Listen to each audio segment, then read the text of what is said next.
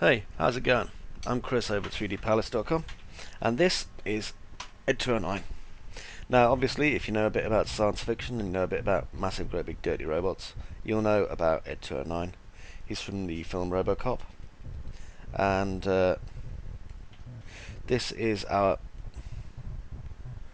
game-rigged version of Ed209. We've got inverse kinematics, forward kinematics, history-independent IK solvers, and history-dependent IK solvers, simply because we need to be able to move these legs here and these pistons here, which can be an absolute nightmare to get right, which is why history dependence is kind of important on this one, otherwise it's not going to work.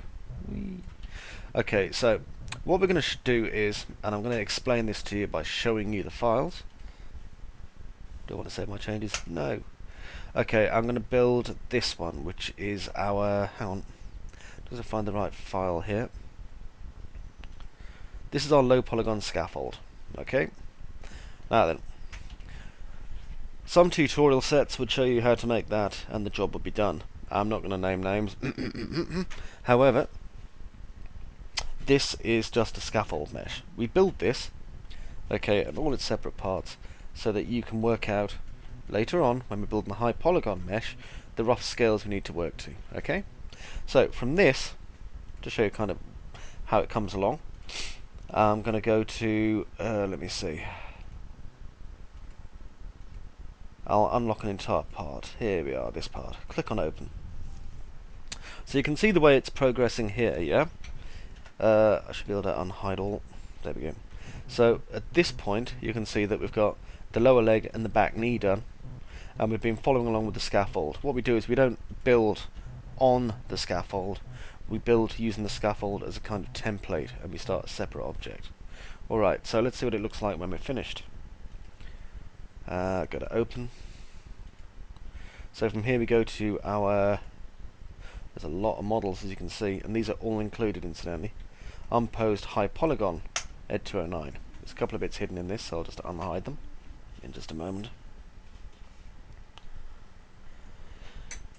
Okay, unhide all. Don't worry, it's just because I've got some layers that are hidden as well. Okay, zoom out. And as you can see, this is what our Ed209 looks like when we finish the high polygon. And it is very, very high detail.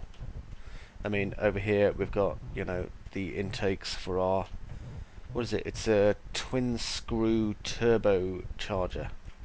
There we've got our guns, our barrels, we've got our little vents to let out gas, I presume, when bullets get shot out.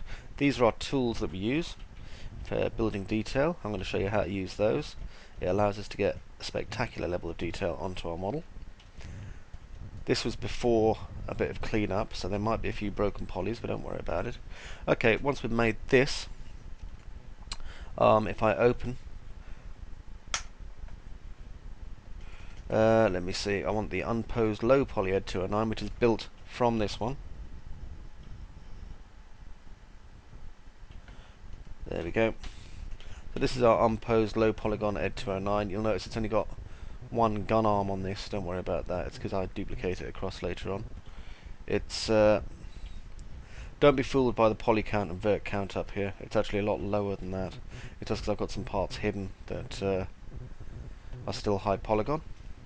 Okay, from this, if I go to open, we then get our game prep. Let me see, where's our game prep? That's our unified textures file. Is that the right one? Let's have a look. So this is our game prep file, which actually goes into the engine.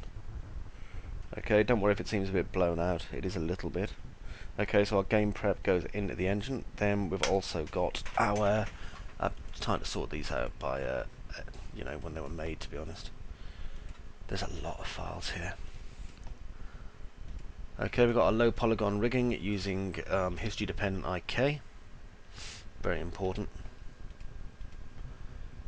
Okay, so this means that when we grab this as an example, okay, our knee works. Can you see how our knee is expanding and contracting out? Very important. Okay, after this, it then gets sent over to Monsieur Le Greg. So whilst it's with Greg, I then work on prettiness renders, which are down here, which is including texturing metals, creating really nice visor texture, which is a bit like a carbon fiber, and then the final. In the final is one of the few times I actually do use a prefab, simply because I built this little scene just using some planes, and if you don't know how to make this after watching the entire UT3 tutorial, you need to go and watch it again. I'll show you how to set up the lighting system using Mental Ray, and we go off and we create, let's see, where's UT3 gone? In the whips, this render here, and set it up to do a much larger beauty render. See how it's nicely defined and lit, and then we call it a day, and then Greg takes over and does his game dev stuff to put it into the engine itself, which I'm sure you'll see some pictures of too. So I hope you are going to enjoy this set. I hope you're looking forward to a very long ride. If you are to do this set at about 7 hours a day, non-stop, where you're watching 7 hours of tutorial every day, I reckon it's going to take you about 2 weeks or so. That's if, 7 hours a day of watching, and maybe 7 hours a day of you doing the work that we did on this set. So, good luck. Don't forget to drink plenty of coffee, and don't forget to attach the catheter bag. I hope you enjoy the set, because frankly it kicks 7 shades, and see you in the next set that we do. Bye bye.